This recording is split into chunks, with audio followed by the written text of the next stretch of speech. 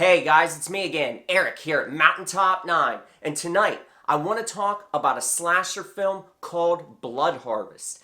It came out in the late 80s, and for years I think it really went under the radar for a lot of horror fans. But I think nowadays it's probably getting a little bit more appreciation because it's had a really nice DVD Blu-ray release, so that has most likely helped and more people are starting to appreciate this film.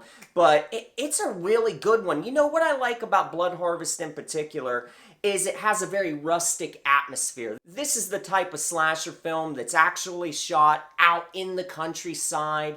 I think they filmed this one in Wisconsin, if I'm not mistaken. So it just lends the film this extra sense of isolation. I love slasher films like that where you can really sense when you have the main character, in this house by themselves and you can just hear the crickets outside chirping. It just gives the film that little bit of extra unease because you know that the characters are out there all alone and there's no one around that can help them.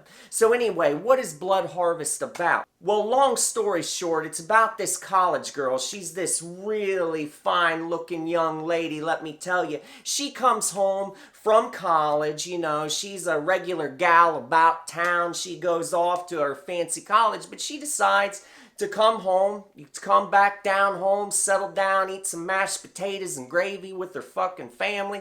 But when she gets back to her goddamn house, her family's not there. She gets back and there's all this fucking graffiti all over the damn walls and she can't find her parents. Well, it turns out that her parents, they work for the local bank. And this bank has been doing foreclosures on all the local residents. So everyone in the goddamn neighborhood hates Jill's family, all right?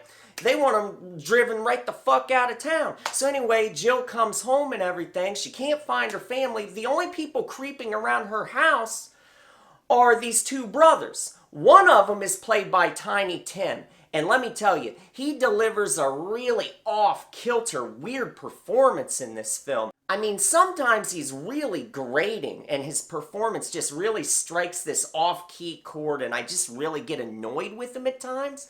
And, sometimes he can come off a little bit creepy when he's lurking around outside, looking through windows and shit.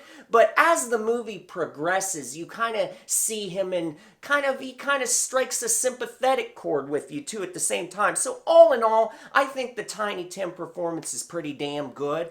Now, Tiny Tim's brother in the movie is totally in love with Jill. He would like nothing better than to get Jill down on a goddamn bed and just make sweet love to her fucking ass. That's all he wants in this damn world. And he's constantly spying on Jill's ass and peering in at her through the goddamn windows. He loves her, but it's an unrequited love because Jill doesn't really care about this piece of shit over here. She doesn't give two fucks about him. She's got a boyfriend that she met while she was off in college.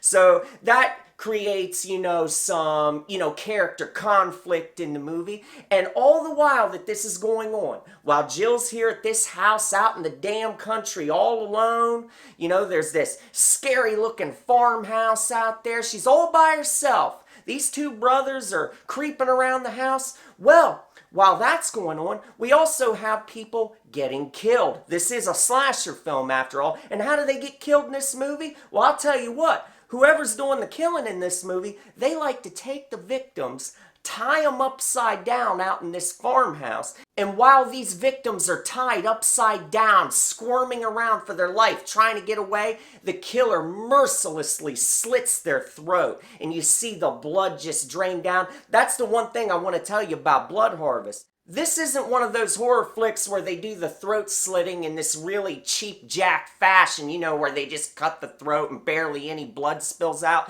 Blood Harvest does it right. They pull off this special effect really good. It's pretty gruesome to look at. They got the blood just flowing out. When these characters in this movie get killed, the blood just flows right down into the straw, right on the ground. One of the characters in this movie, the killer actually puts a bucket under the damn person's head, so the blood's dripping down straight into a bucket. This is the kind of throat slitting effect in this movie. I think it would make Tom Savini proud if he watched this movie. So they pull that off real good. So, and another thing about Blood Harvest, There's plenty of nudity in this flick. This Jill character, you see her stripping down bare ass plenty of times in this fucking movie. So if that's what you're looking for, you get plenty of that in this movie. So let's see here. You've got plenty of sleaze in this movie. You've got plenty of violence. The killings are really bloody and brutal. What else do you have in this movie? Well, you get really good atmosphere, just as I said at the beginning of this review.